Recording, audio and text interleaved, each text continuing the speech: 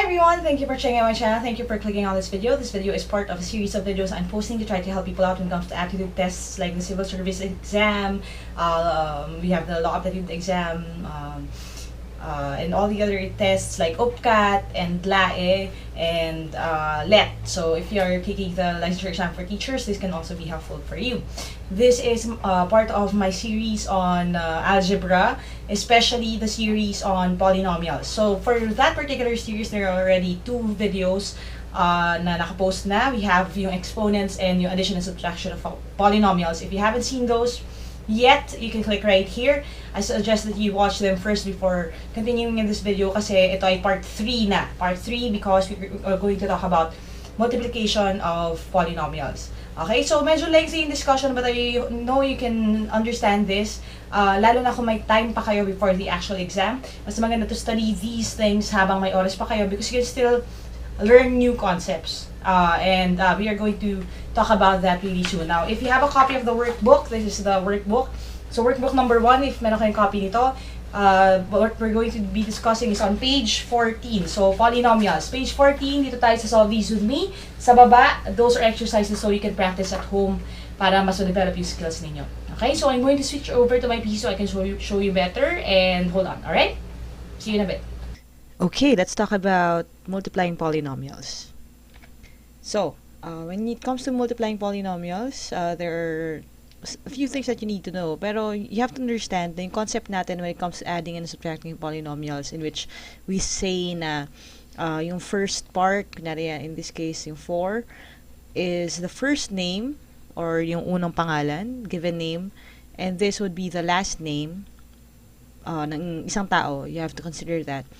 Basically, it remains the same. You have to treat all of these things as different entities. Kasi pag tingnan naman siya ng 4x squared, yung iba natatakot kasi hindi nila alam kung ano yung gagawin dun sa mga letters tsaka sa numbers. So, isipin nyo lang siya na first name tsaka last name. Okay? Ayun, anong gagawin natin dito? Sa case na to, we have a monomial times another monomial. Basically, may isang isang part dito, i-multiply mo siya sa isa pa. Both of them have numbers doon sa simula, number ang first name, yung last name nila magkaiba na. Unlike sa adding and subtracting polynomials in which kailangan same ang last name ng lahat para magalaw mo siya, when it comes to multiplying polynomials, hindi kailangan na same ang last name. Ang gagawin nyo lang is pagsasama-samahin nyo, okay, i-multiply niyo yung first names first, kung ano yung mga magkakapareho. In this case, dahil pareho silang numbers, pagsasamahin mo siya. So, 4 times 2 is 8. And pagtapos na siya, again, pwede nyo siya i-cross out para lang just for visual reference. Ang maiiwan sa inyo is yung x squared tas yung xy squared. Ngayon, anong gagawin natin sa kanila? Ang gagawin nyo sa kanila is i-treat nyo sila as individuals. For example, you have x squared times x times y squared. And when it comes to multiplying polynomials, the same rule applies. Pagsasama-samahin ang pareho. Okay? But, hindi na siya pagsasamahin as in i-add mo yung first name. This time, ang gagawin ninyo, ang magbabago na or pagsasama-samahin nyo ay yung exponent nila. In this case, x squared times x. Lahat ng number, mayroon siyang hidden na raised siya sa isang power. Okay? Again, if you haven't seen yung video natin on exponents, click here. You need to watch that first. Okay? So, merong exponent na 2, merong exponent na 1. And when you multiply exponents, basically, i-add nyo lang sila. You will only do this pag pareho yung nasa base. Okay? In this case, dalawa yung x. So, ibig sabihin, x squared times x, ibig sabihin, x raised to 3, which is 2 plus 1. Yung y squared, dahil wala siyang kapareho, kokopyahin mo lang siya. Y squared. So, the answer is 8x cubed y squared. Again, ang kailangan nyo na tandaan, first name, last name, and pagsasama-samahin ang pare-pareho. Yung mga walang kapareho, kokopyahin na lang. Okay? So I want you to try it out for yourself. Here's the next example. I'm going to ask you to hit pause and then pag-uusapan natin when you get back. So if you want to try this out, which I encourage that you do, hit pause now. Okay, so if you try it out, tingnan natin if you got this right. Again, first name, last name. First name, last name. Dahil meron tayong numbers dyan, unahin natin sila. 2 times 2 is 4. X cube, meron bang ibang X? Wala. So, kokopihin mo lang siya. X cube. Y squared, meron bang ibang Y? Wala. So, kokopihin mo lang siya. The answer here is 4x cubed Y squared. Again, kung lahat na pwede pagsasamahin, lahat ng walang pwedeng isama, kokopyahin. Why did I start with monomial by monomial? Kasi it's going to get a little bit more complicated pag iba-iba na yung pinagsasama natin. Okay? Next, pag-usapan natin to. For example, this is number 2 sa may mga workbook. If you have a workbook, you can follow along. 12 times the quantity negative 17x plus 5. Ngayon, again, ang concept natin dito is pagsasama-samahin ninyo lahat. But in this case, dahil yung meron tayong parenthesis dyan, ibig sabihin, imumultiply mo yung 12 sa parehong laman ng parenthesis. Ngayon, if like me, you are the type of person who kind of forgets yung techniques pag nadating sa araw ng exam or basta nakakalimut na hindi tayo masyadong magaling mag-memorize, here's what you have to know. Ang pwede nyo gawin to check if tama yung pagkakatandaan niyo sa gagawin niyo is actually put in real numbers. For example, gawin natin 2 times 3 plus 5. Okay? Yung 2 times 3 plus 5, okay, you can do it ng 2 times 8, which is 16, right? Or, kung gagawin natin tong 2 times 3 plus 2 times 5, will it be 16 pa rin? Tingnan natin ha. 2 times 3 and 2 times 5. You have 6 plus 10. Ano ibig sabihin nito? Ito yung tinatawag nating distributive property, okay, of multiplication and addition. If you are not familiar with the properties of operations of addition and multiplication, click right here. There is a video on that. So you can learn this. Lumalabas din yan sa exam ko ano yung mga iba-ibang properties. So, tignan nyo yung I dun sa taas para mapanood nyo siya. Distributive property basically means na kung merong nasa labas at i-multiply mo siya sa isang parenthetical na at ang nasa loob ay addition or even subtraction, pwede mo i-distribute yan at makukuha mo yung same answer. In this case, yun ang gagawin natin dito. Yung 12, i-distribute mo siya sa negative 17x and 5. Ibig sabihin, i-multiply mo siya sa 17x, idadagdag mo yung 12 times 5. So, here's what you're going to do, okay? Pagdating sa araw ng exam, meron kayong options, right? We have A, B, C, D. Kunyari, 4 lang. Usually, 5. For our purposes, gawin muna natin 4. Ito yung shortcut. Ang shortcut dito is this. When you see this, 12 and 5, 12 and negative 17x.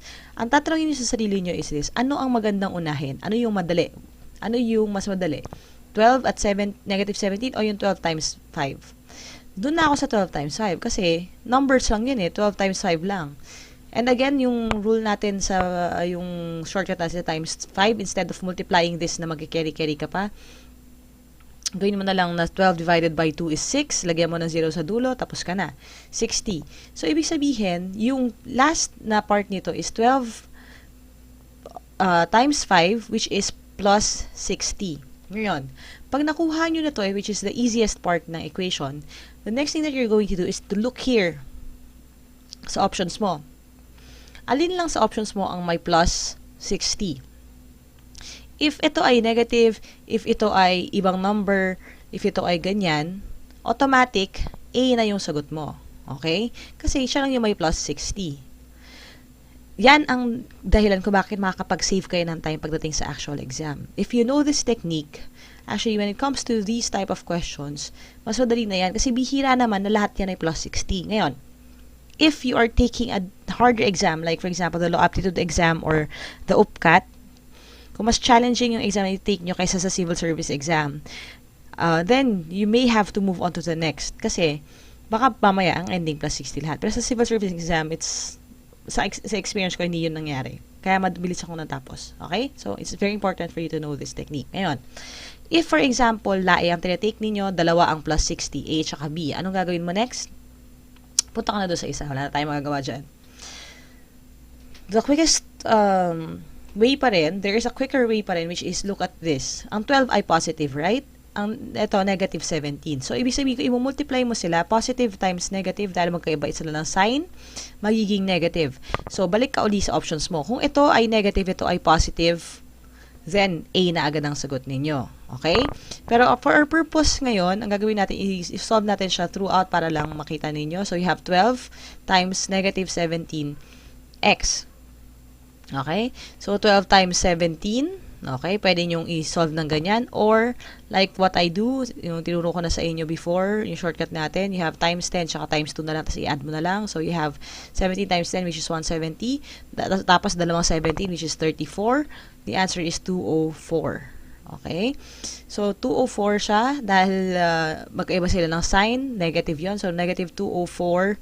And then, yung x walang kasama, walang ibang gagawin, ikokopihin mo lang siya. The answer is 204 plus 60. This is a negative. You have x here. So, negative 204, x plus 60 ang sagot. But again, i-check nyo lagi sa options kung ano yung nandoon. Kasi, probably you don't need to solve the entire thing in order for you to know kung ano yung tamang sagot. Okay? Ayun. If, for example, you're multiplying a monomial by a binomial. Okay, sorry. Hindi ko napalitan yan. Okay? Pag sabing binomial, ibig sabihin dalawa. Meron kang 5x, meron kang 3. Same thing, distribute lang yan. I want you to try it out for yourself. So, hit pause now. I-pause nyo.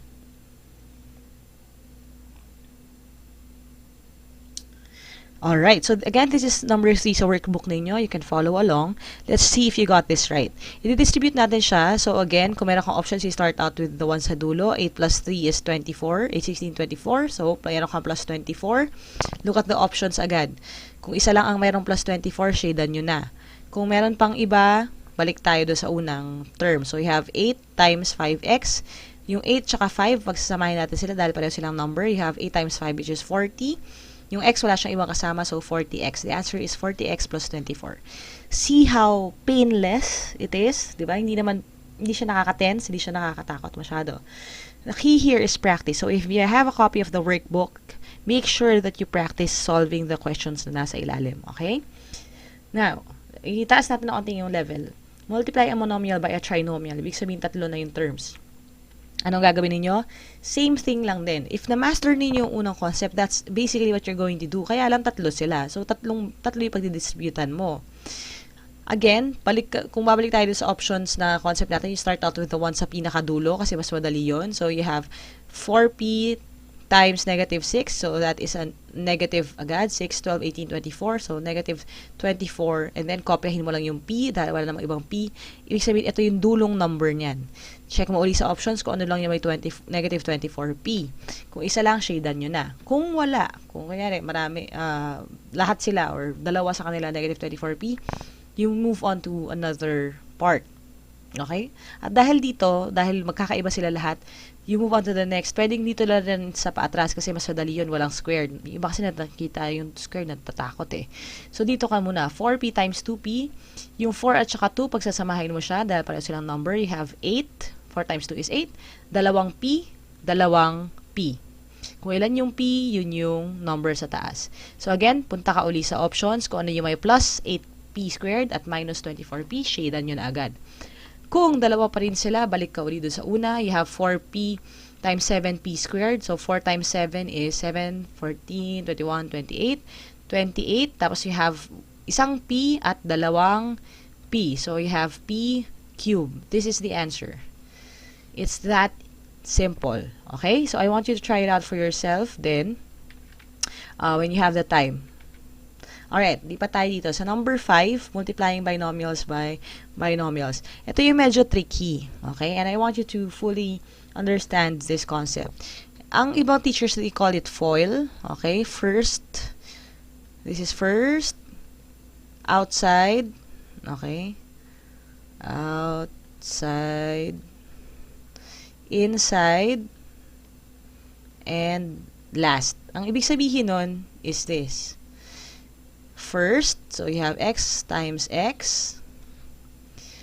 Okay? Outside, which is x times 6. Okay? So, sulat natin for reference, x times x. Tapos, meron kang x times 6.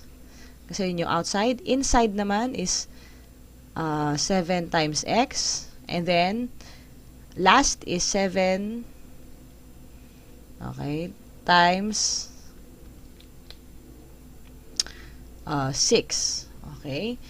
So, pagsasamahin mo rin siya. And then, you're going to basically combine all of them. Ngayon, there is wala tayong workaround dito maliban sa familiarity ninyo on binomials. But again, when it comes to having options, okay, ang susi dito is paano kayo makakasagot, makadetect kung ano yung tamang sagot ng mabilis na mabilis.